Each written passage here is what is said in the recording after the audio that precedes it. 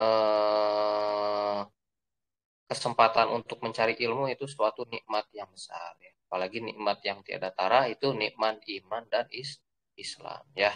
Maka dari itu kita di sini eh, dalam rangka mencari ilmu jangan sampai eh, tidak mengucapkan rasa syukur kita ya, harus selalu mengucapkan alhamdulillahirabbil alamin. Sholawat juga serta salam kita haturkan juga pada junjungan alam semesta alam, Nabiul Ummah, Nabi Nabi Muhammad Shallallahu Alaihi Wasallam, pada para sahabat, para kerabatnya, pada keluarganya, sahabat dan pada tabiin atau tabiin yang mengikuti semua ajaran beliau ya. Mudah-mudahan kita bisa berkumpul dengan Nabi Muhammad SAW di akhirat dan bisa datang ke telaga haudnya Nabi ya. Mudah-mudahan. Amin ya robbal alamin.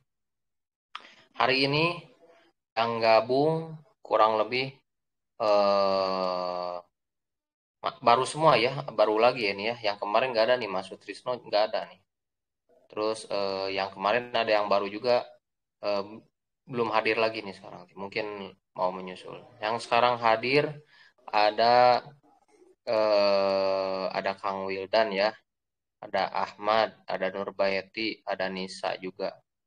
Ya sebelumnya saya di sini kalau yang baru gabung baru 2 kali ya untuk kajian subuh ini, dan alhamdulillah saya eh, merasa terhormat ya dipanggil atau diajak gitu ya ibaratnya untuk jadi eh, setidaknya bukan narasumber juga ya, karena saya juga masih belajar juga, tapi membagi lah ya, sharing apa yang sudah pernah saya baca tentang peristiwa-peristiwa bersejarah ya. Karena kalau saya dulu kuliah di UIN itu jurusan sejarah peradaban Islam, kita mempelajari ya dari sejarah mulai daripada nabi-nabi kita ya, malah sejarah peradaban suku-suku atau peradaban manusia-manusia terdahulu. Nah, itu kita sangat konsekuen ya, fokus kita dan mendalami semua yang berkaitan dengan sejarah Islam gitu ya. Dan itu eh, alhamdulillahnya kita menjadikan apa yang kita pelajari ilmu di kuliah itu menjadi ibroh ya. Sekali lagi kayak kemarin pun saya menceritakan ya, kalau kita mempelajari sejarah itu bukan sejarahnya aja yang kita tahu, tapi intisari dari sejarah itu apa ya. Karena Quran pun diturunkan banyak sejarahnya, kisah-kisah gitu ya, bukan kisah dongeng nenek moyang, tapi beneran terjadi gitu ya. Seperti apa kemarin kita pernah menceritakan kisah eh apa, kalau di Quran tidak ada ya, misalkan kisah Imam Syafi'i bagaimana beliau mencari ilmunya gitu ya. Terus ada kisah Nabi Musa sama Khidir bagaimana adab dalam mencari ilmunya gitu ya. Nabi Musa berjumpa Nabi Khidir, itu pun pertamanya Nabi Musa menganggap dirinya sudah tidak ada lagi. Memang benar ya, di zaman Nabi Musa di majelis, kalau misalkan di sedunia itu, kalau misalkan ini yang orang berilmu ini cuman saya doang.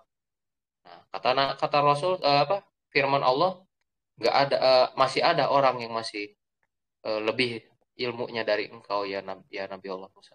Siapa? Nah, nanti tungguin aja di sana. Itulah perjumpaan Nabi Musa dengan Nabi Khidir, diabadikan di mana, surat apa? Al Al-Kahfi ya. Sering kita baca setiap hari Jumat. Bagaimana di situ Allah itu memberikan ilmu bukan kepada orang-orang tertentu saja, tapi semua orang diberikan ilmu dan kesempatannya.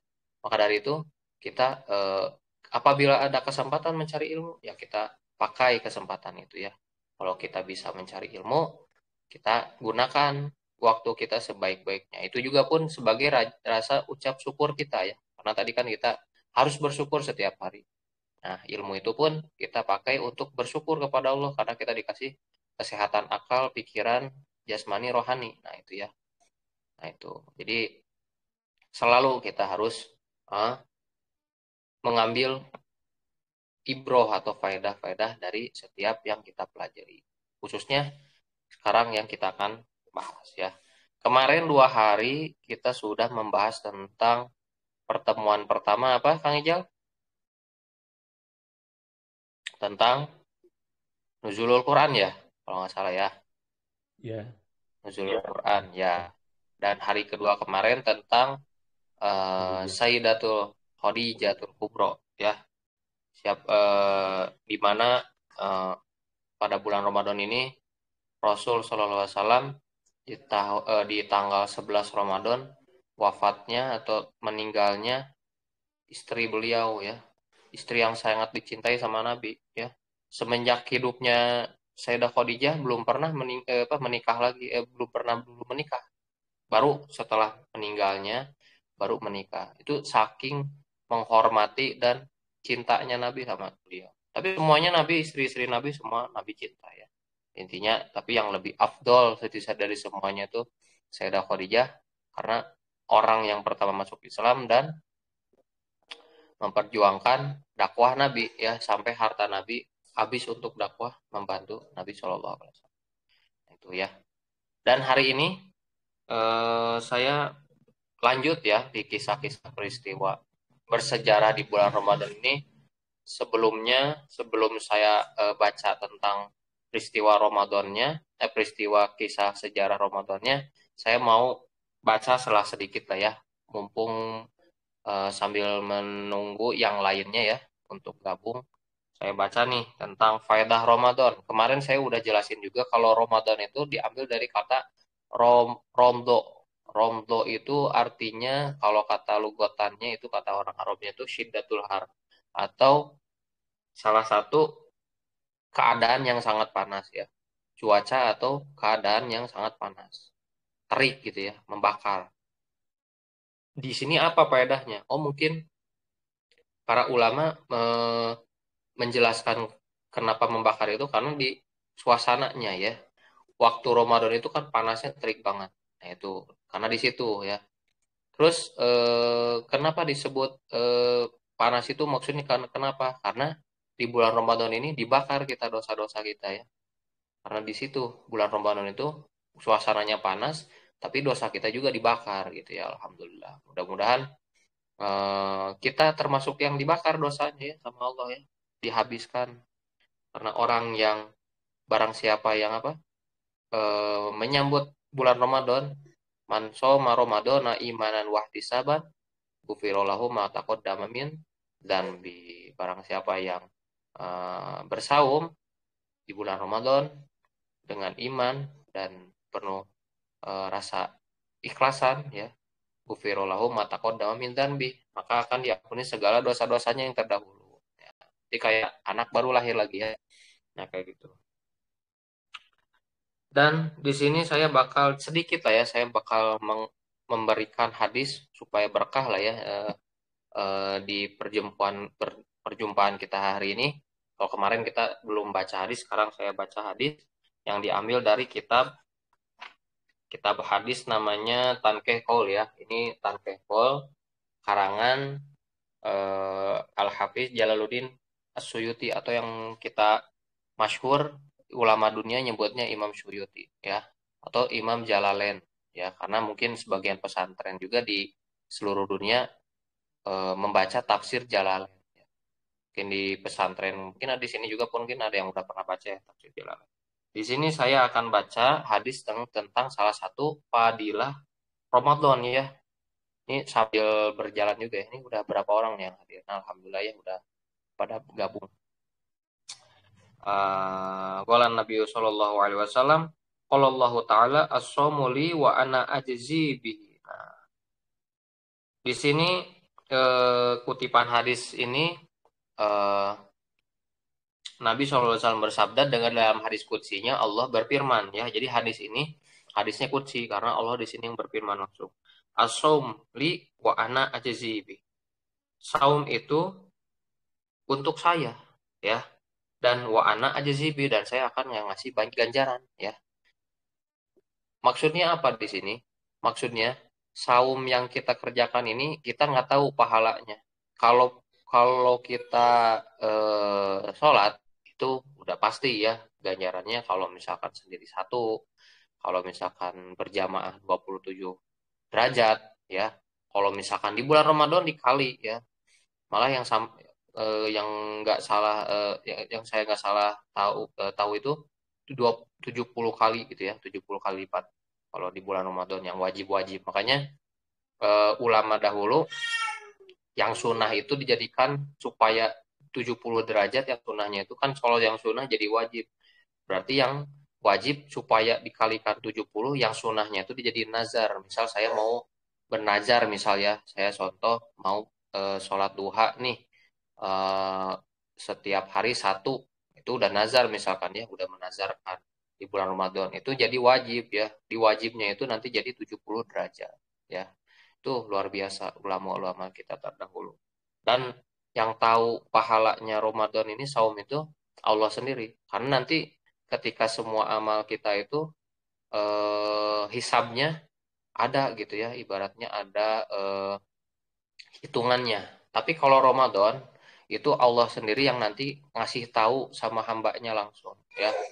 Makanya ada salah satu hadis juga apa kebahagiaannya orang yang saum itu dalam tempat ketika dia apa menunggu atau bergembira dengan waktunya buka, dan dia yang keduanya ketika kita orang yang bersaum ini bertemu dengan Allah. Nah, itu kebahagiaan orang yang bersaum. Mudah-mudahan kita nanti ketemu bisa lihat gitu ya amal saum kita sambil kita bertemu ya sama Allah, mudah-mudahan ya. Karena nikmat luar biasa kita apa melihat atau berjumpa kepada sang zat yang menciptakan kita ya makhluk. Nah, itu ya salah satu hadis dari kitab Tankeh Qaul ya. Dan ini hadisnya masyhur, sering dibaca di bulan Ramadan. Oke, kita sekarang lanjut di pembahasan utama ya, peristiwa-peristiwa bersejarah di bulan Ramadan. Karena ada yang baru nih, saya kemarin karena tiap harinya baru ya, banyak-banyak yang baru ya, tapi saya nggak apa-apa ya nanya-nanya ya. Di sini ada Wildan, ada Farah, Farah baru gabung nih ya, ada Nurbaiti, ada juga Nisa, ada Umi juga nih, baru gabung juga nih ya. Oke, Wildan, Farah, Nurbaiti, sama Nisa, saya mau nanya nih ya. Dan ini juga sebagai tambahan juga nih buat saya ya, supaya feedback juga apakah nanti ada tambahan lagi. Karena kemarin saya udah tanya juga nih peristiwa bersejarah di bulan Ramadan ini apa aja. Mulai dari, wah keluar lagi nih Wildannya. Farah, Farah bisa dengar saya atau di chat boleh? Kalau mau ngomong juga boleh ya. Jadi saya nggak menginikan ya, tidak membatasi. Lebih enak sih berbicara boleh. Farah, bagaimana atau apa sih yang udah diketahui sama Farah peristiwa bersejarah di bulan Ramadan selain kemarin yang saya udah bahas? Kemarin saya udah bahas tentang apa? Nuzulul Quran sama wafatnya Sayyidah Khadijah. Apalagi nih yang Farah ketahuin? Boleh diketik atau ngomong langsung boleh ya. Gak usah malu-malu. Yang tadi pernah keluar kemana tuh ya? Ke ini dulu mungkin ya, kamar kecil dulu. Boleh diketik, boleh. Atau Nisa juga boleh kalau mau sekalian ngetik juga boleh ya. Ini sambil saya nanti memulai apa yang akan saya bahas. Karena kemarin saya baru bahas dua bahasan ya. Dan itu sebenarnya masih panjang itu yang saya bahas itu masalah nuzul Quran itu masih panjang bahasanya. Tapi saya ganti-ganti tiap hari supaya apa namanya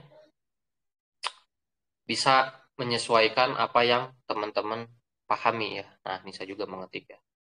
Oke, bagus.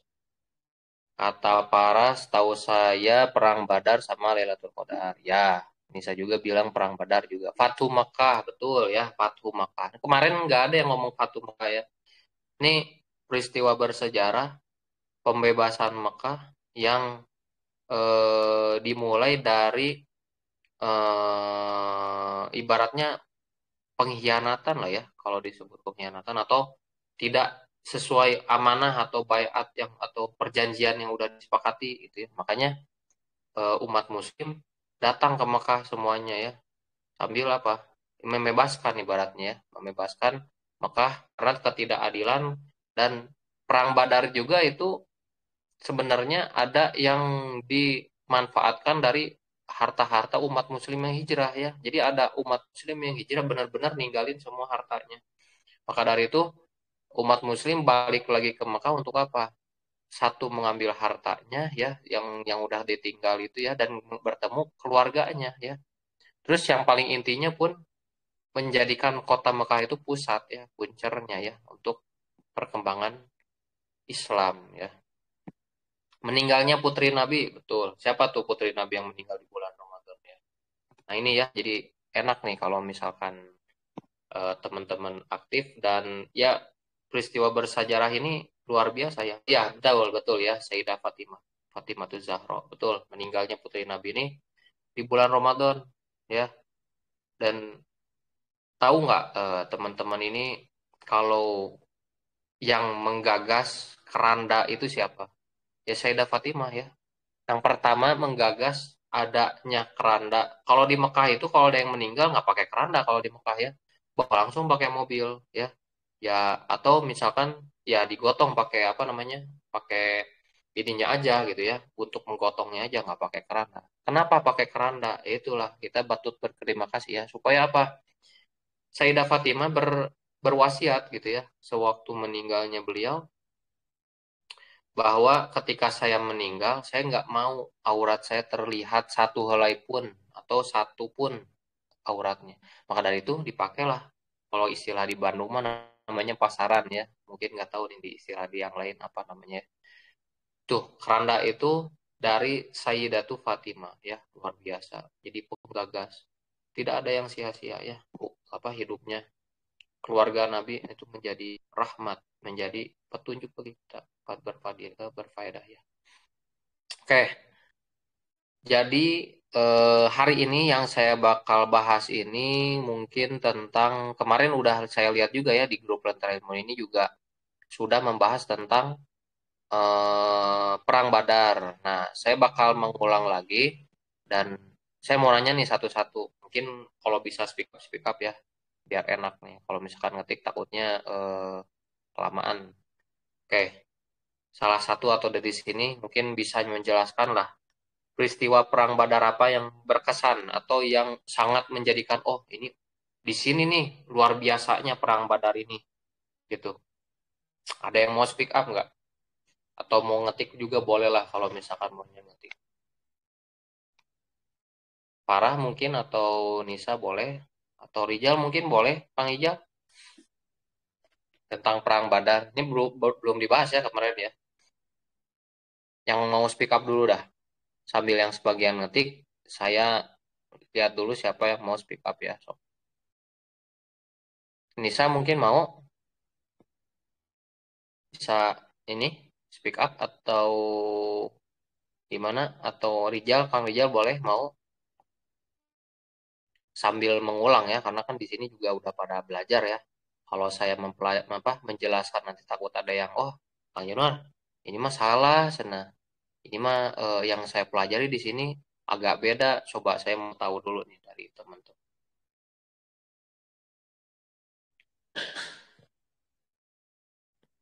Untuk Nisa sama Parah belum bisa ya menghidupin intunya ya, apa namanya, mikrofonnya ya. Saya persilakan ya, jadi jangan sungkan-sungkan kalau mau speak up tuh. Atau Umi nih, Umi barangkali nih saya terlewat wae nih ya, Umi. Umi mau ada ini nggak nih, sedikit yang pernah dijelaskan nih sama apakah sama sahabat atau Umi sendiri tentang Perang Badar nih udah sejauh mana nih, Umi? Mungkin kalau mau speak up juga Umi boleh.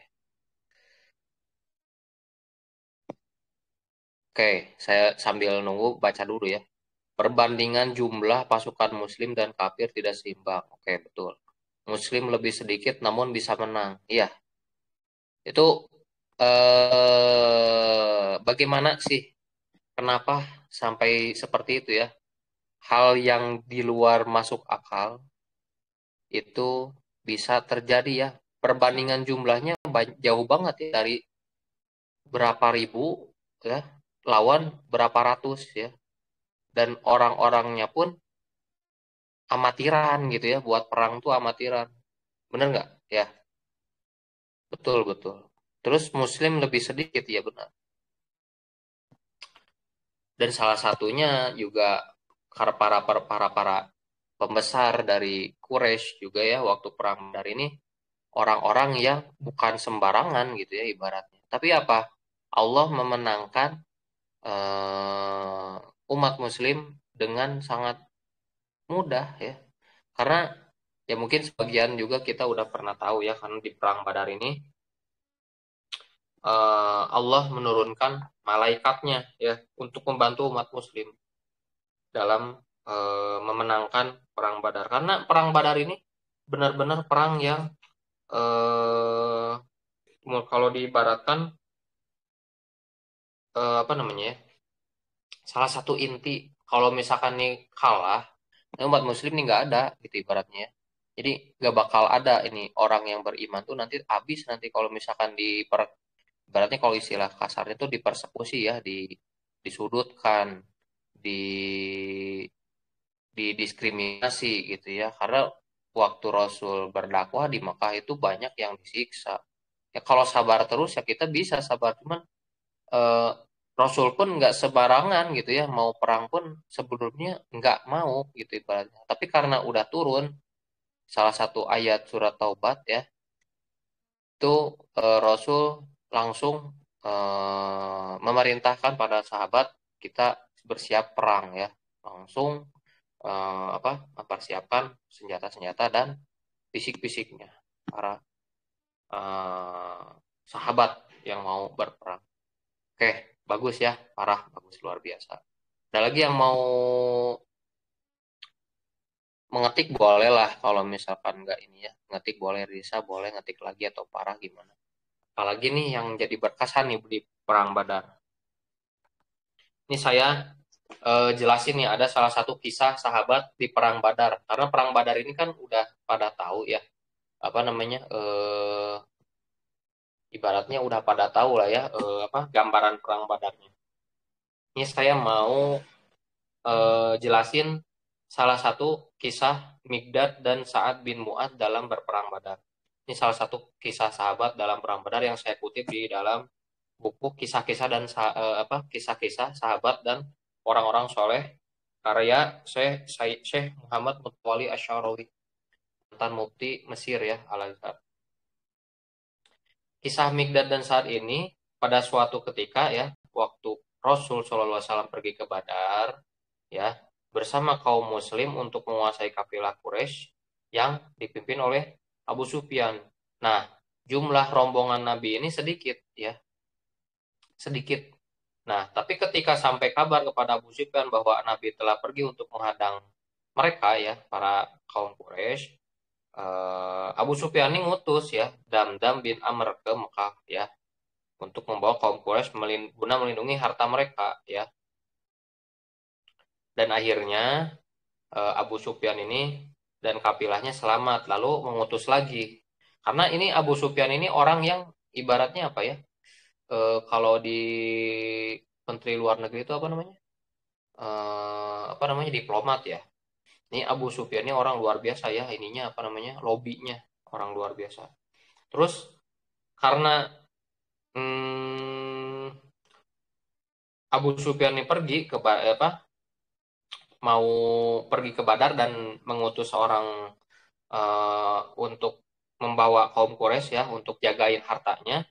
Terus ngutus lagi kaum Quraisy untuk menyampaikan bahwa uh, apa namanya ini kutipan ininya ya gambaran apa Abu Sufyan ini berkata kayak gini bahwa Abu Sufyan ini dan kabilahnya selamat lalu mengutus lagi kepada kaum Quraisy untuk menyampaikan Allah telah menyelamatkan harta kalian maka kembalilah kalian ya gitu kata Abu Sufyan ini orang-orangnya nih Abu Sufyan ini agak lumayan baik tapi celicik juga gitu ya. Terus Abu Jahal pun di sini juga berkata ya, demi Allah, nih kalau orang Arab nih nyebut Allah ya Allah aja ya, nyebut Tuhan tuh Allah juga, tapi bukan Allah yang kita maksud.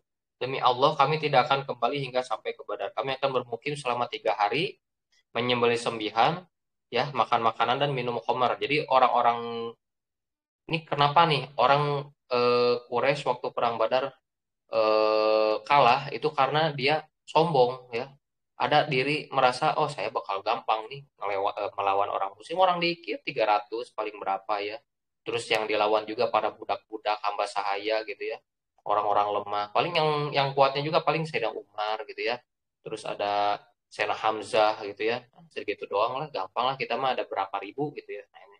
Makanya Abu Jahal nih ngomong kita di sini aja weh dulu lah di tengah-tengah ini lah sampai perang Badar gitu ya sambil kita apa nyembelih sembelihan sambil kita makan dan minum khamar juga ya luar biasa nih ya sangat meremehkan sekali umat muslim terus ya di situ juga mereka hiburan lah ya ibaratnya kayak mereka mau perang-perang biasa kalau kebiasaan orang Arab kan suka berperang. Sampai bagaimana kata Abu Jahal sampai orang-orang muslim itu takut sama kita ya karena kita bawa genderang gitu ya bawa genderang perang yang besar-besar gitu ya ibaratnya itu pemacu kalau di perang itu genderang itu sebagai pemacu semangat gitu ya untuk menumbuhkan semangat pejuang umat muslim pun punya salah satu penyemangat juga apa kalimat takbir ya Allahu Akbar ya tapi kalau perang Badar ini kalau nggak salah eh, ucapannya tuh ahad ya ahadun ahad ahad ya atau akbar Allahu ahad nah, itu jadi mengesahkan Allah dan mencirikan bahwa orang yang berjalan dalam jalannya Allah itu nggak bakal dirugikan atau nggak bakal dikalahkan ya begitu. Nah di sana ya karena ada suasana orang Quraisy ini berpesta ria gitu ya minum homer, terus tadi apa? Menyembelih, terus bahkan ada tari-tarian gitu ya. Orang-orang Arab itu kan ada tali perut ya, ada tari-tari perut gitu ya. Tahulah ke gambar lah ya, kayak gimana. Itu Rasul dan kaum mukmin terdorong ya untuk berperang karena oh ini sangat merendahkan banget gitu ya umat muslim ini sama orang-orang Quraisy.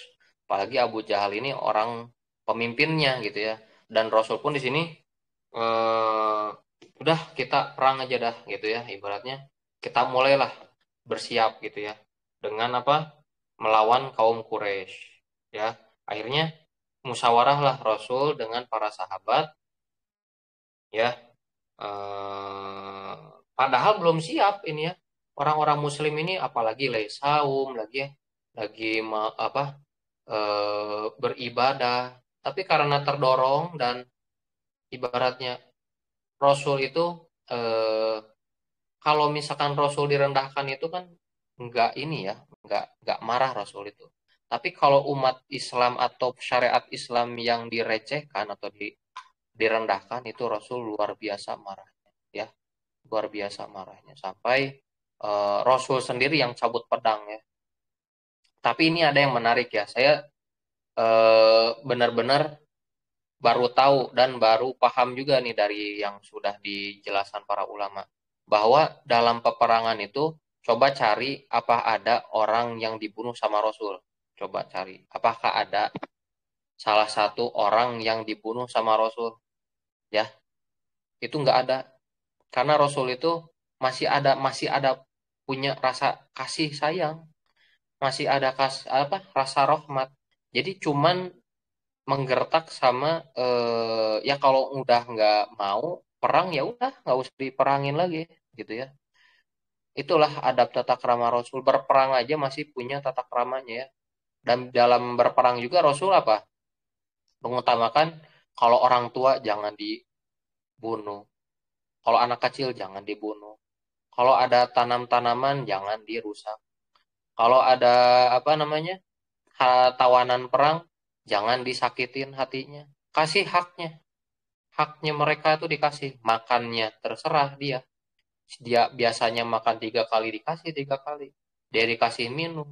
Jangan sampai kelaparan. Tapi coba lihat kalau misalkan perangnya umat yang lain gitu ya. Ya perang-perang ya. Habis ya udah habis gitu ya. Apalagi kita yang kita tahu ya, perang yang atau bukan perang lah, pembumi pembumi hangusan atau apa namanya istilahnya ya. Kalau istilah kuliahnya tuh eh penghabisan lah inti namanya ya. Itu ada namanya Hulagukan ya kalau nggak salah ya, ada Hulagukan atau Mongol ya, bangsa Mongol itu luar biasa ya, pembumi hangusannya tuh sampai-sampai kitab-kitab karangan ulama terdahulu tuh dibakar semua sama mereka ya. Saking nggak ngertinya mereka sama ulama atau sama ilmu, tidak ada menghargainya sama ilmu, ya sama Allah pun bangsanya mereka diilangin ya. Sok nggak ada sekarang orang-orang Mongol itu ya.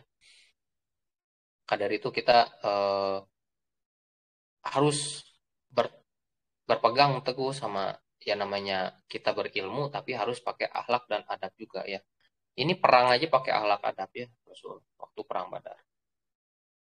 Nah, tadi sampai mana tadi ya? Sampai tadi sebelumnya tadi Rasul menyiapkan untuk berperang ya, padahal belum belum belum siap gitu ya. Nah, Sayyidina Abu Bakar ya, sahabat Rasul mengeluarkan pendapat ya untuk menyiapkan perang ini ya.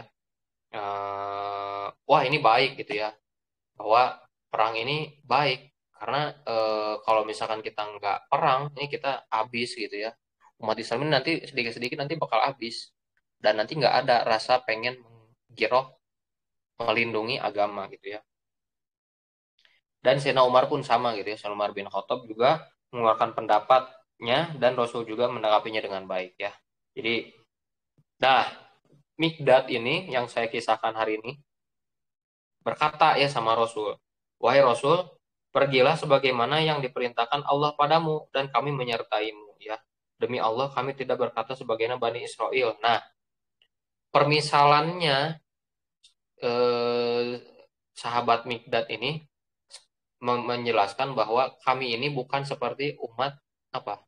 Umat Bani Israel. Kalau umat Bani Israel ini dikasih tahu sama Nabi Musa, pergi ke Tuhanmu atau ke Robmu gitu ya. Oh, dan berperanglah kamu. Tapi orang Bani Israel itu diam gitu ya, nggak ngapa-ngapain. Eh, itu nggak kayak gitu gitu ya.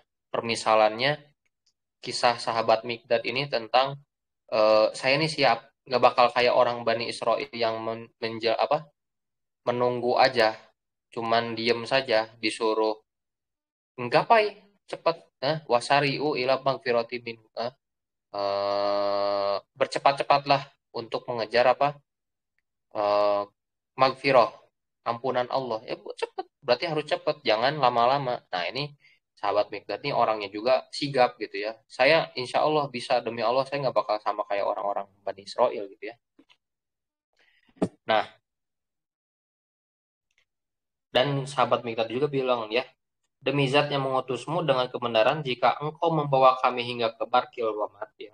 Barkil Gomat itu lokasinya 5 malam perjalanan dari Mekah ke arah Yaman. Itu nama lokasinya Barkil Gomat. Ada yang berpendapat bahwa itu tempat yang sangat jauh dari puncak Yaman. Ada namanya Barkil Gomat.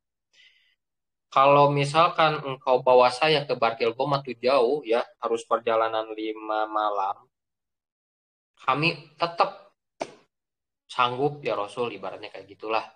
Sampai apa sambil menegaskan bahwa saya tuh bisa, insya Allah saya mampu gitu ya untuk berperang gitu ya.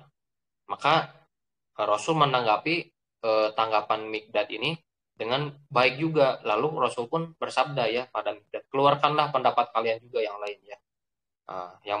Yang beliau maksudkan itu Nabi Muhammad itu kepada orang-orang Ansor. Karena kan Nabi kan di ini ya, waktu mau perang Badar itu kan lagi di Madinah ya sama orang-orang Ansor, karena orang-orang Ansor ini ahlul baitnya, tuan rumahnya ya, Nabi banyak menerima pendapat. Salah satunya dari Mikdad ini ya. Nah, selain di pendapat sahabat Mikdad ini ada juga pendapat Said bin Muaz ya. Apa kata Said bin Muaz? Pergilah ke tempat yang kau kehendaki ya, kata beliau Said bin Muaz itu. Kepada Rasul, pergi sok lah kepada yang engkau mau lah ya Rasul, saya ikut lah gitu ya. Maka demi zat yang telah mengutusmu dengan kebenaran, jika engkau membawa kami menyelami lautan, maka kami akan turut menyelaminya juga ya. Dan kami mampu bertahan dalam pertempuran ya. Maka berangkatlah membawa kami dengan keberkahan Allah. Maksudnya apa? Sahabat Sa'ad bin Muaz sama Mikdad ini pakai bahasa-bahasa yang kalau bahasa Arab itu namanya majas, eh, apa namanya, meninggikan. Ibaratnya ini kalau misalkan saya mau dibawa ke laut, mau ke Barkil Gomad, tempat yang harus 5 hari 5 malam harus datang itu, saya siap ya Rasul. Itu luar biasa keimanannya para sahabat dalam menyambut perang Badar ini, karena bukan perang biasa ya, ibaratnya kayak gitu. Oke. Nah, kemudian beliau semua ya berangkat hingga singgah di sebuah tempat dekat dengan Badar. Jadi Badar itu satu tempat. Saya kalau ada laptop ya, ini laptopnya sedang bermasalah ya. Saya mau gambarin suasana perang Badar tuh kayak gimana ya. Tempatnya, luasnya dan besarnya. Itu singgah di satu tempat sebelum perang Badar, di tempat yang sebelum tempat Badarnya itu ya. Ketika melihat kaum Quraisy, Nabi ngehadap ke kiblat ya, karena sebelumnya kiblatnya itu ke Baitul Maqdis, sekarang udah pindah ke Mekah. Terus ngangkat doa, apa doa Nabi waktu sebelum perang Badar? Allahumma intuhlik hadhil isabah min ahlil Islam la tu'bad fil ard. Ini hadis ya, ada hadis riwayat Muslim dan Ahmad. Apa kata Nabi dalam doanya? Allahumma ya Allah intuhlik hadhil isabah, jika kelompok ini kami ya, kaum muslim ini binasa ya, min ahlil Islam, dari orang-orang muslim ini, la tu'bad fil ard, maka nggak ada nih yang di muka bumi ini yang bakal nyembah engkau. Maksud Rasul itu apa? Ini doa Rasul itu meminta, ya Allah, saya ini lagi mau berperang ya Allah. Kalau misalkan engkau nggak membantu saya, ini nggak ada lagi orang yang bakal nyembah engkau di dunia ini. Ya, itu Rasul sebagai orang yang diutus, orang mulia, orang yang dimafu segala kesalahannya, tapi merendahkan diri sama Allah dengan doanya ya. Doanya merendahkan diri banget, merendahkan tawadu maksudnya ya, mentawadu, merendah hati kan ya. Jadi Rasul berdoa agar umat Islam dimenangkan lagi. Dan Rasul pun masih terus meminta pertolongan kepada Allah. Nah ini jadi sebagai pegangan buat kita, kalau kita dalam kondisi eh, kesusahan, kemalangan, ya, apa musibah yang kita tidak tahu apakah ketinggalan, apa bukan bukan ketinggalan aja ya, maksudnya wafatnya seseorang yang kita cintai, kita kasihin, kita sangat menjunjung dia, atau misalkan orang tua, atau misalkan siapa, itu kita jangan sampai apa namanya, kecewa gitu ya. Kita harus selalu minta sama Allah ya. Atau misalkan kita dalam hal yang genting ibaratnya ya. Kita lagi dalam posisi sedang ditinggalkan, atau misalkan dimusuhi, nggak apa-apa. Misalkan dimusuhi oleh siapa, atau misalkan kita lagi di kondisi tempat perang juga, misalkan ya, kayak misalkan di Palestina atau di tempat-tempat yang nggak aman gitu ya, kayak di Uighur atau di Rohingya ya, atau di Patani. Teman saya tuh ada yang meninggal tuh ya, sahabat saya waktu di UIN, kuliah di UIN, orang Patani Thailand, meninggal ditembak ya karena ekstremis, katanya kata orang Patani ya. Orang Muslim disebut ekstremis semua ya, ada yang suka sama orang Muslim ya. Walan tardo akal yahudu walan nasoro hatta tabil amil lah tahu. Nggak bakal ada orang yang ridho sama orang Muslim sampai orang Muslim itu menyembah apa yang orang-orang kafir sembah. Nah itu ya, jadi kita harus meminta sama Allah ya. Nah terus Sayyidina Abu Bakar mendatangi Rasul ya, mengambil sorbannya dan memakaikannya kepada Rasul. Kemudian dia berdiri belakang Rasul dan berkata, wahai Nabi Allah, cukupkanlah permohonanmu tersebut kepada Tuhanmu, sungguh Dia akan menepati janjinya. Ya, itu Rasul ini, Sayyidina Abu Bakar ini intinya menegaskan bahwa insya Allah ya Rasul, engkau mah bakal menang lah, gitu berarti kayak gitu ya. Udah cukup aja dah, gak usah ini lagi. Maka setelah itu Allah berfirman ya dalam surat Al-Anfal, apa firmannya? Kama akhrajaka rabbuka min baitika bil haqq, ya, wa inna fariqan minnal mu'minina lakarihun.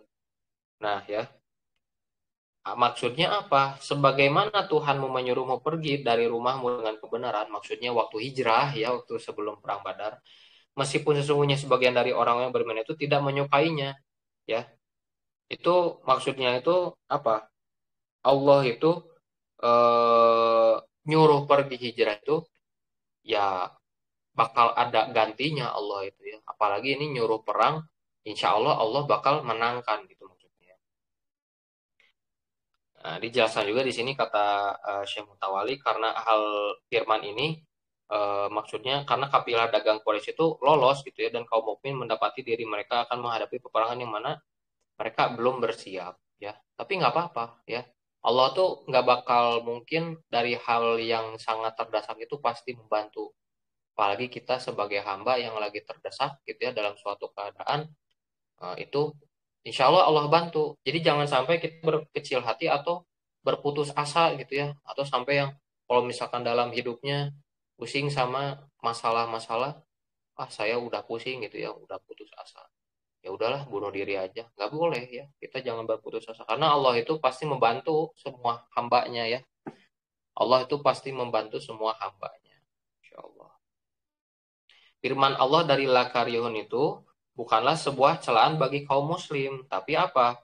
Apa sebab mereka itu pergi dan kuda perang yang mereka miliki itu hanya 3 ekor, cuma 3 ekor buat perang ya sebelum mau perang, bekalnya 3 ekor kuda ya. Sedangkan kaum Quraisy banyak gitu ya bekalnya. Jadi sebab mereka tidak suka bukan lantaran hendak mengabaikan perintah Allah, namun jika meneliti di sebab-sebabnya ini, kita mendapati bahwa kekuatan Muslim dan kaum kafir itu berbeda.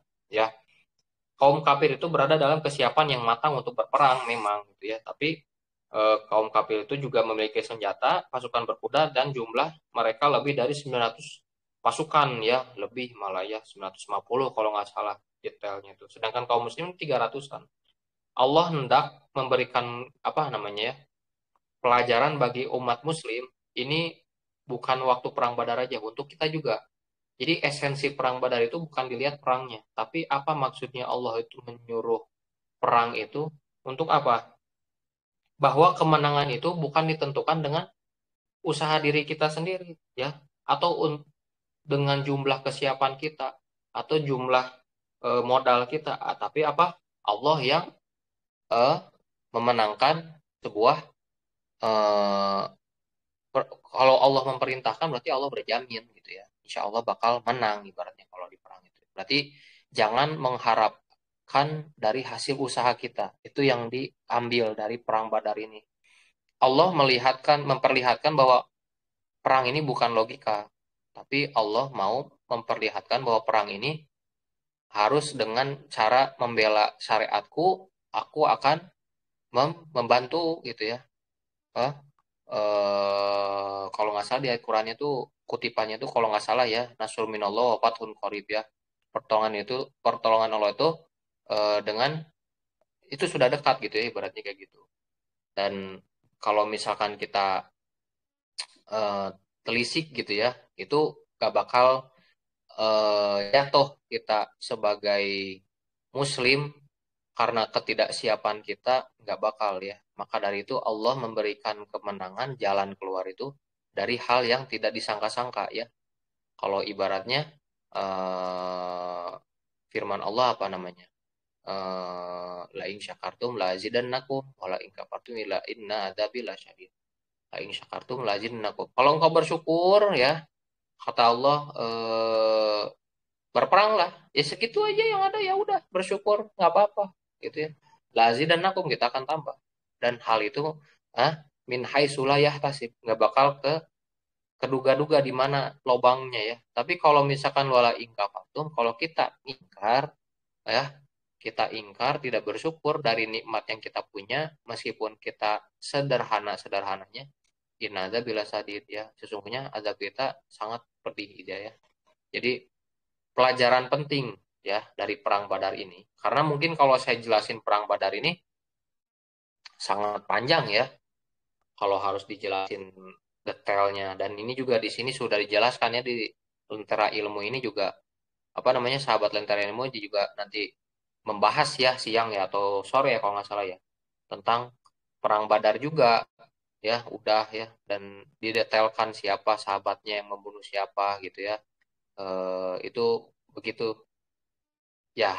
Ini saya menjelaskan bagaimana perang Badar ini hal yang di luar apa yang biasanya kita pikirkan ya, bahwa yang namanya usaha itu memang tidak mengkhianati hasil. Ini kata-kata orang yang sering diucapin ya, usaha ini tidak mengkhianati hasil. Tapi kalau Allah nggak ngasih hasil dari hasil usaha kita, mau gimana ya, mau kayak gimana kita mau mensyukurinya kalau hasil usaha kita tidak tidak menghasilkan ya. Berarti yang namanya usaha itu kita ikhtiar aja ya. Allah mau menangkan atau enggak urusannya nanti ya. Ikhtiar aja. Seperti sekarang ya, kita mencari ilmu, kita menggali ilmu, mau paham atau enggak gimana nanti ya. Yang tapi yang kita maksudkan itu, saya ini udah berikhtiar ya Allah, saya mencari ilmu, menggali ilmu, peristiwa sejarah-sejarah ini bulan Ramadan untuk meningkatkan keimanan dan ketakwaan. Ya, imtisalu awamirillah wajtinabun nawahi, menjalankan perintah-perintahmu dan menjauhi larangan-laranganmu ya Allah. Nah, itu yang kita pegang di sini ya. Dan itu yang harus kita jadikan tolak ukur bahwa kita ini di sini berjuang, bukan menuntut hasil ya. Itu yang hari ini saya jelaskan dalam Perang Badar ini ya. Karena kalau misalkan mau menjelaskan Perang Badar, sudah sangat jelas ya di sini di kajian Sirah Nabawiyah ya, Kang Ijal ya. Sudah dijelaskan di sini ya. Tapi saya mengambil eh, intisari benang merah. Apa sih yang dimaksudkan Perang Badar itu? Itu yang jarang orang ambil gitu ya, ibrohnya ya. Karena balik lagi, sebelumnya di hari pertama itu, setiap kita mengambil ilmu peristiwa apakah itu sejarah kisah, itu harus kita pahami apa maksudnya, apa faedahnya buat kita, manfaatnya buat kita tuh apa gitu, ibaratnya kayak gitu ya. Oh ternyata kalau perang Badar itu tadi menurut yang tadi disebutkan siapa tuh tadi ya, Parah ya, perbandingan jumlah kaum muslim dan kaum kafir itu nggak seimbang, tapi muslim ini dimenangkan sama Allah. Bisa jadi dari berkahnya Nabi juga ya, doa Nabi, ya Allah ini kalau misalkan perang nih habis gimana gitu ibaratnya, nanti nggak ada yang nyembah engkau ya Allah di dunia ini ya, nggak bakal kita ada nih sampai sekarang ini gitu ibaratnya gitu. Gitu ya. Maka dari itu kita alhamdulillah dikasih kenikmatan, kembali lagi kenikmatan iman Islam itu kita bersyukur, harus bersyukur sekali ya. Dan kita harus selalu mengingat-ingat jasa, kalau di Indonesia sama jasa para pahlawan kita, ya kita juga harus mengingat jasa para kaum muslim yang berperang di Badar ya. Ada ya di Mekah itu ya, ada ya eh, sahabat-sahabat yang berperang berapa orang gitu, 300 sampai ada ditulis. Nah itu kita mengenang mereka itu karena apa? Kalau nggak ada mereka, saya nggak bakal tahu Tuhan saya gitu ya. Mereka yang apa, membela agama Allah sampai sekarang ada gitu ya, sampai Islam tersebar dari kekhalifahan Khulafaur Rasyidin sampai di apa, Khalifah Umayyah, Abbasiyah, Ottoman, Mamluk, terus mana lagi, Kesultanan di Indonesia ya, Aceh, Demak, Jawa gitu ya, di Sulu, Filipina, di mana lagi, di Singapura, Johor, Kerajaan Johor di Malaysia, terus di Myanmar ada Muslim Rohingya, terus di mana, di Patani di Thailand. terus di Campa atau di Kamboja gitu. Itu kita harus bersyukur ya, dari sebab perang Badar ini, asbabnya perang Badar ini kita jadi tahu bahwa Allah itu Tuhan saya dan Nabi Muhammad adalah utusan Allah ya, nabi kita. Al-Qur'an itu kitab saya dan umat muslim itu ya saudara-saudara saya gitu ya, ibaratnya kayak gitu. Nah, itulah yang saya jelaskan di hari ini tentang perang Badar ya. Dan kalau misalkan ada yang mau ditanyakan nih sebelum jam 6 atau jam 6, kasih tolerir ya 5 menit atau 10 menit bolehlah untuk bertanya.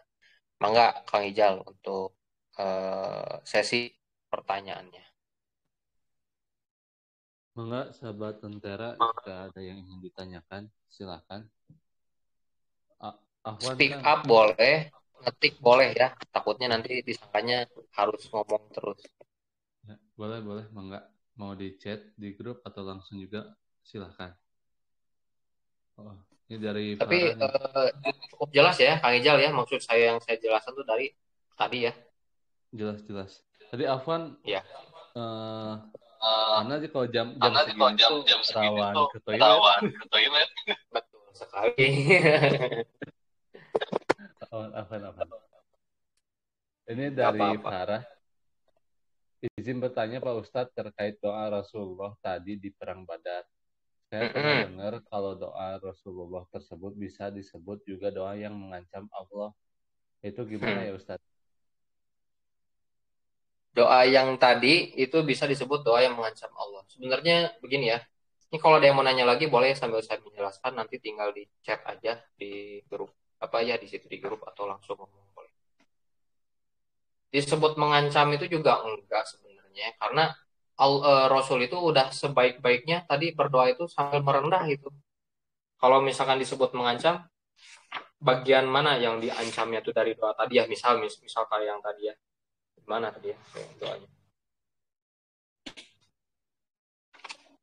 Soalnya eh kalau misalkan kita sebagai logika kita ya, lihat doa yang tadi itu, wah kayaknya ini ngancem nih kalau misalkan gak ada yang habis semua, nggak ada yang nanti apa nyembah sama Allah gitu ya. Tapi maksudnya bukan ke situ.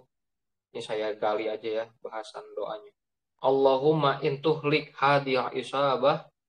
Ya Allah, ini jika kelompok-kelompok kita ini ya Allah, kaum muslim semua binasa, ya. Min ahlil Islam la tu'badil ard. Maka engkau tidak akan disembah di muka bumi ini. Ibaratnya emang sih, kalau misalkan yang namanya eh, apa namanya Allah itu nggak butuh sama ibadah kita. Nggak ada orang yang beribadah sama Allah itu di dunia juga nggak nambah kekuasaan Allah gitu ya. Allah itu masih berkuasa, maha berkuasa, nggak nurunin keesaan kekuasaan Allah di dunia alam semesta ini ya. Tapi pun orang yang bermaksiat juga nggak menjatuhkan harkat martabat Allah juga gitu, ibaratnya nggak melecehkan Allah juga. Itu kalau kasarnya. Tapi ini Rasul Shallallahu Alaihi Wasallam itu merayu Allah, itu maksudnya itu di dalam doa ini ya. Makanya dalam doa itu Allah langsung berfirman ya, kama akhrajaka rabbuka min baitika bil haq. Ini langsung dijawab. Jadi bukan sebuah ancaman ya. Karena Allah pun langsung menjawab gitu ya, langsung berfirman. Wa inna fariqon minal mu'minina lakarihun. Ya, dari yang kau tidak sukai. Sebagaimana Tuhanmu menyuruhmu pergi ya dari rumahmu dengan kebenaran, kau tuh jangan ini, ibaratnya engkau tuh sekalian yang mau berperang Badar ini jangan eh, takut, ibaratnya gitu ya. Meskipun sesungguhnya sebagian dari orang-orang yang beriman itu tidak menyukainya, yaitu apakah jumlahnya dikit, apakah cuman kuda 3 biji doang gitu ya, mau mau perang kuda 3 biji doang, terus senjatanya dikit, sisanya tombak gitu ya, tapi menang gitu ya. Itu maksudnya tuh Allah itu menekadkan bahwa perang itu kami yang membantu, kami yang ngatur hasilnya. Engkau sebagai hamba-hamba kami ya berusaha aja, itu ibaratnya kayak gitu ya, dari kutipan doa tadi itu. Jangan sampai kita berpikiran sesuatu yang tidak logis itu hasilnya dikit gitu ya. Maksudnya teh misal ini mah misal kita lagi mau berdagang atau ya Allah saya teh lulusannya cuma SD tapi saya nggak bisa kerja ini kayaknya ada lulusannya sekarang nggak ada yang SD gitu ibaratnya. Kan nggak kayak gitu kan Allah nyuruhnya ikhtiar aja gitu ya, dagang di mana atau cari kerja di mana nggak harus dipikirin gitu ya ibaratnya. Malah yang anehnya kan di dunia ini kenapa orang yang S1 itu lebih susah dapat kerjaannya daripada orang yang di bawah S1? Karena itu, gitu ya. Allah tuh memperlihatkan bahwa rezeki itu bukan karena hasil usaha kita, ya. Tapi rezeki itu dari apa? Bukan hasil usaha, bukan dari gelaran gitu ya. Maksudnya itu bukan dari gelar gitu ya. Bukan karena kita berusaha aja gitu ibaratnya. Tapi dari apa? Allah yang menentukan, ya. Supaya apa? Kalau yang ilmunya lebih tapi dikasih susah, dapat kerja misalkan, supaya kita meminta sama Allah gitu ya ibarat. Engkau tuh bukan di sini dikasihnya nanti jalan yang lain, tapi engkau terus minta sama saya gitu ibarat. Bersabarlah gitu ibaratnya kayak gitu kan. Sampai-sampai Rasul pun sebelum perang Badar kan nahan-nahan, nggak boleh lah, nggak usah perang lah, biarin aja lah kita. Tapi Rasul juga dalam hati takut gitu ya ibaratnya kalau misalkan nggak ada orang yang menyembah engkau ya Allah, nanti setelah saya meninggal ini siapa yang nanti yang beribadah kepadaku, karena sesuai janji Rasul kalau misalkan di hadis ya, salah satu hadis, kalau misalkan di dunia ini udah nggak ada yang menyembah kepada Allah, itu ya siap-siap dunia ini habis gitu ibaratnya gitu. Itulah gambaran kiamat ibaratnya kayak gitu kan. Kalau nggak ada lagi orang yang menyembah karena Rasul ini benar-benar Allah udah kasih eh, apa penekanan bahwa Rasul itu rahmat semesta alam. Maka dari itu Rasul itu memberikan berdoa sama Allah, ya Allah, eh, mudah-mudahan apa yang diikhtiarkan ini kita bisa menang. Tapi ya kayak gimana nih, persiapannya cuma dikit. Makanya mencari pendapat, berdoa, bersungguh-sungguh itu Rasul Sallallahu Alaihi Wasallam bersungguh-sungguh. Padahal doanya mustajab kabul. Mau disuruh, mau dimatiin semua itu orang-orang kafir sebenarnya bisa. Tapi Allah tuh nyuruh ikhtiar dulu aja, sok nggak masalah gitu ya ibaratnya. Itu juga kita yang harus kita ambil dalam kehidupan kita sehari-hari. Kalau kita dalam suatu kebingungan, ikhtiarin aja dulu ya. Jangan dipusingkan ya dalam segala sesuatu. Kita fokus dalam berikhtiarnya. Hasil kita mungkin bisa menentukan hasilnya, sebuah usaha kita tuh bisa menentukan hasilnya, tapi kita jangan berpatokan pada hasil ya. Kita harus berusaha aja ya. Ini nggak bakal pusing kita di dunia ini ya. Insya Allah ke hati pun kita jadi bersih, tidak panjang angan-angan dan tidak kotor dengan dunia. Begitulah ya. Pak Farah ya tadi yang nanya ya. Ada lagi yang mau nanya apa? Ijal ya sip. Atur nuhun sami-sami Farah ya. Yo, Ada lagi sahabat Kang Ijal Antara ada yang mau ditanyain lagi? yang baru gabung ya, ada Kang Permadi ya, boleh. Umi juga boleh, ini kalau mau nanya mah boleh, sama Ijal juga. Iya, apa? Takutnya saya Pendengar lagi pendengar setia. siap. Nisa boleh kalau mau nanya ya. Tadi sebenarnya ada sebagian yang udah datang sama dengerin tapi nggak ada nih pada keluar. Rawan-rawan ke WC bener kayak katanya ya, kata Kang Ijal ya. Bener ya. Oke, ada lagi mau ditanyakan? Kalau misalkan nggak ada, mungkin mau saya cukupkan nih. Kalau nggak ada, masih ada Mungkin nggak? dicukupkan saja kan? Oke, mungkin kalau misalkan nggak ada yang mau ditanyakan lagi, saya cukupkan kajian hari ini. Itu baru part 1 ya, Perang Badarnya. Saya belum ngejelasin tentang faedah. Ini baru awal mau Perang Badar aja, belum ke inti Perang Badar itu apa sih yang bakal kita dapat dari faedah Perang Badar ini. Jadi kesimpulannya hari ini, kita sebagai manusia, ya, kita diciptakan oleh Allah, sudah dijelaskan dalam surat Az-Zariyat ayat 56 kalau nggak salah ya. Wa ma khalaqtul jinna wal insan illa liya'budun. Wa ma tidak kita ciptakan, wama khalaqtul jinna, kita ciptakan jin dan manusia itu ya. Jadi Allah menciptakan tuh nggak ada yang sia-sia. Maksudnya apa? Illa liya'budun, kecuali untuk beribadah padaku. Ya. Maka dari itu, setiap apa yang kita kerjakan di dunia ini kita harus beribadah dengan segala sesuatu yang kita bisa, ya. Bukan hanya saum doang ya. Maksudnya tuh ibadah puasa itu emang sholat, zakat, puasa, haji, umroh, apalah ya, sodako. Tapi ada ibadah yang luar biasa ya. Apa ibadah itu? Menerima takdir. Ya, itu yang jarang orang pahamin ya, karena takdir ini masuk dalam rukun iman ya, benar nggak ya? Antu minabillahi wa malaikati wa kutubi wa rusulihi wal yaumil akhiri wal qadari. Nah, khairihi wa syarihi. Kalau kita menerima takdir baik ya nggak masalah gitu ya, kita jadi apa, kaya tajir melintir gitu ya.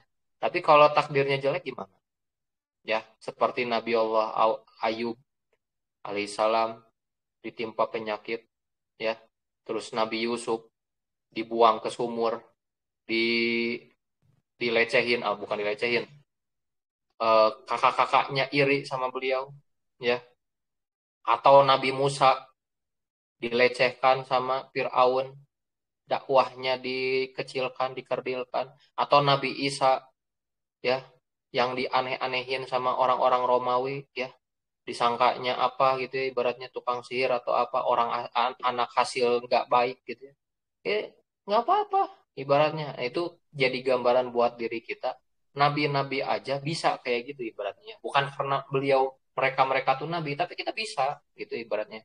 Kecuali kalau kemarin mah bahasannya kayak nabi udah nikah 11 ada istrinya, itu beda lagi ceritanya. Bukan yang harus kita tiru itu ya. Kita cuma bisanya 4 kalau laki-laki ya. Tapi ini maksud saya tuh, yang bisa kita lakukan ya lakukanlah, itu ibaratnya itu ya, kita beribadah. Kita kalau posisinya sebagai pebisnis, bisnis lah yang benar, jangan bohong ya. Man gosana falaysa minna, jangan menipu. Kalau misalkan menipu bukan umat nabi ya. Dan salah satu orang yang disatukan sama orang-orang nabi dan ulama dan para malaikat itu apa, para mujahid ya, para orang-orang jihad itu, salah satunya orang yang berdagang karena Allah. Tuh, tinggi derajatnya kita orang dagang tapi jujur gitu ya. Apalagi sekarang jualan online apalagi ya. Tuh, jangan sampai kita menipu, jangan sampai kita memberikan keterangan palsu, detail deskripsinya palsu. Jangan pernah ya, jangan sampai kayak gitu. Nah, itulah yang kita ambil dari kesimpulan kajian subuh hari ini.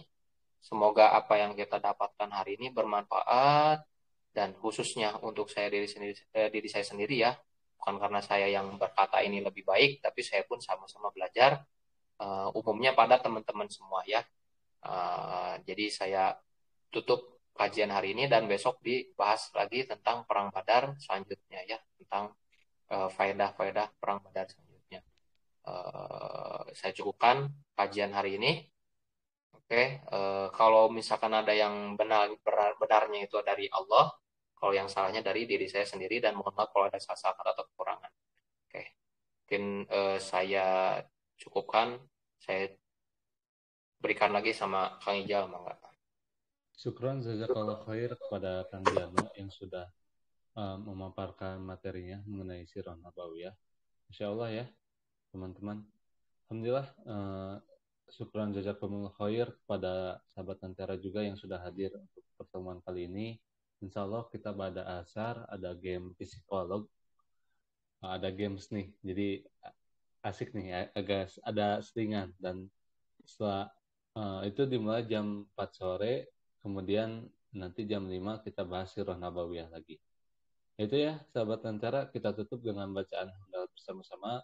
Alhamdulillahirrahmanirrahim. Kemudian istighfar, astagfirullahaladzim, astagfirullahaladzim, astagfirullahaladzim. Kemudian doa kifaratul majelis. Bismillahirrahmanirrahim. Subhanakallahumma bihamdika, asyhadu an la ilaha illa anta, astaghfiruka wa atubu ilaik. Terima kasih semuanya. Wassalamualaikum warahmatullahi wabarakatuh.